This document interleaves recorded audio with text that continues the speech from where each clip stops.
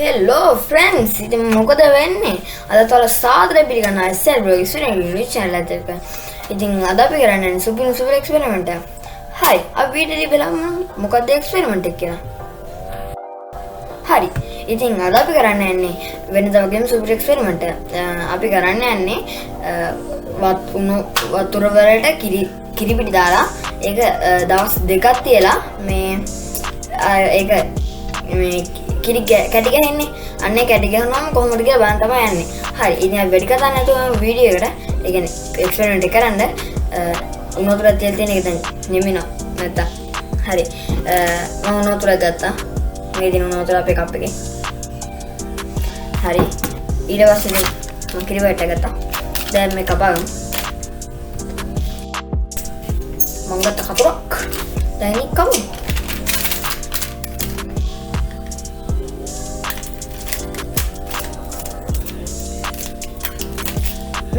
මෙන්න මේක මෙතන කතුරක් ඇඳලා තියෙනවා. හරිද?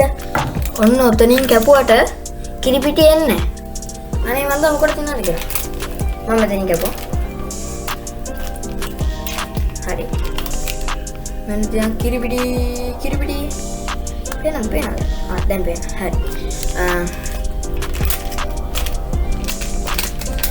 කොපෙට දාන්න. දාගත්තා.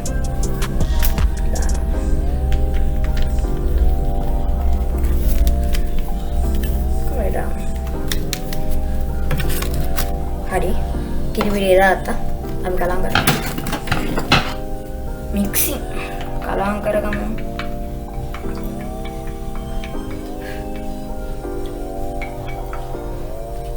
හරි මං කිරියත් කලම් කරගත්තා. මේ හරි කිරියත් කලම් කරගත්තා. දැන් ඉතින් මේක දවස් දෙකක් තියන්න තමයි තියෙන්නේ. හරි අපි ඉතින් මේක දවස් දෙකක් තියලා බලමු.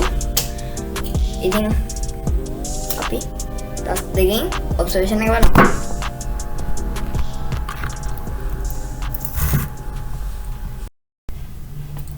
හරි ඔයාලා බලන්නදී දැන් මම කිරි එක පෙන්නන්නේ නැද්ද කියලා නේද? හරි මේ තියෙන්නේ කිරි එක දවස් දෙකකට පස්සේ ගඳක් එනවා. අර කිරි ගඳක් එනවා. අර කිරි පැණි කන්නේ අන්නේ කිරි ගඳ එනවා. පිටි කිරි සුවඳක් එනවා ලාවට. යෝගට් සුවඳුත් එනවා. මේ ගල් වෙලා තියෙන මේක. ඔයාලට හොඳට පේනවනේ බලන්න. කුඹි ගිහිල්ලා. මම සීදෙන්නේ නැහැ කුඹිය කියලා. ඒ වුණාට කුඹි ගිහිල්ලා යනෝනේ. කරන් දැන් හරි. දැන් අපි මේක අරන් බලමු. මේ එකනේ යෝගට් අගේලා මේ